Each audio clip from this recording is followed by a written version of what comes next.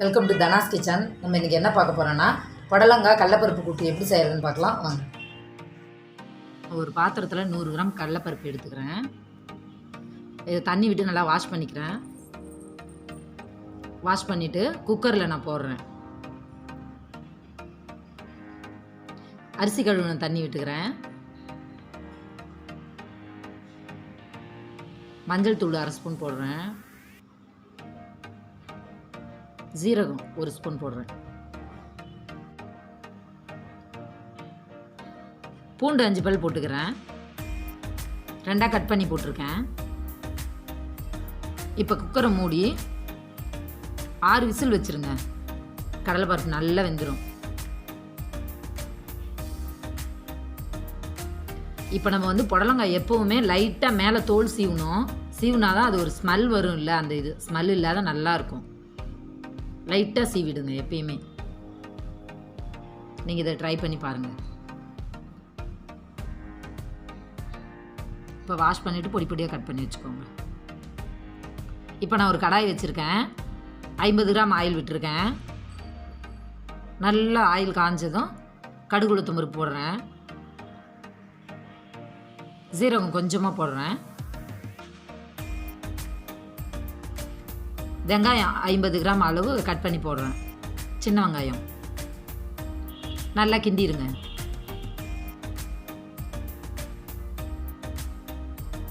இதில் 5 பச்சை மிளகாய் போட்டுருங்க. காரத்துக்கு ஏற்ற மாதிரி. இதில் மிளகாய் தூள் போட போகிறதில்ல, பச்சை மிளகாய் தான் போடுறோம். காரத்துக்கு ஏற்ற மாதிரி நீங்கள் சேர்த்துக்கலாம். இப்போ நான் கட் பண்ண காய் போட்டேன். உப்பு அதுலேயே வதங்கிறதுக்காக போட்டிருக்கேன். நல்லா வதக்கிடுங்க. கருவேப்பிலை 1 கொத்து போட்டிருக்கேன்.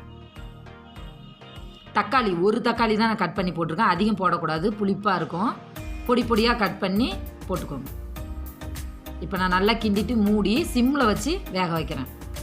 இப்போ நல்லா வெந்துருச்சு. நல்லா மிக்ஸ் பண்ணிவிடுங்க. இப்போ நான் வேக வச்சுருக்க கடலைப்பருப்பை ஆட் பண்ணுறேன். நல்லா கிண்டிடுங்க.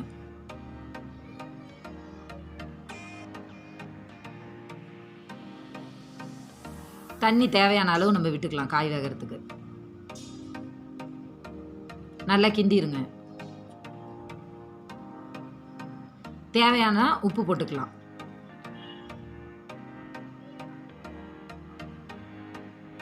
நல்லா கிண்டிட்டு மூடி நல்லா காயை வேக வச்சிடணும். இப்போ நான் தேங்காய் எடுத்திருக்கேன். 1/2 மூடி தேங்காய் எடுத்திருக்கேன். தேங்காய் நம்ம எந்த அளவு போடுறோமோ அந்தளவு நல்லா டேஸ்ட்டாக இருக்கும்.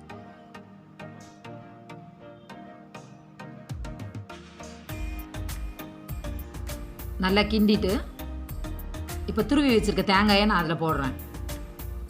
தேங்காய் போட்டு அதிக நேரம் வேகக்கூடாது. ஒரு 3 நிமிஷம் மட்டும் மூடி வச்சுட்டு நல்லா கொதிக்கிட்டு கொதிச்ச உடனே ஆஃப் பண்ணிடணும்.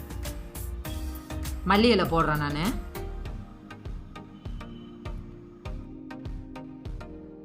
நல்லா கொதிச்சிருச்சு. இப்போ வேறு பாத்திரத்துக்கு நான் மாற்றிக்கிறேன்.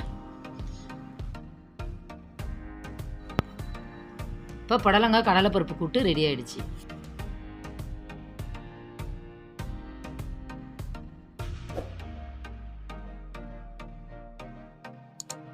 உங்களுக்கும் பிடிச்சிருக்கும்னு நினைக்கிறேன்.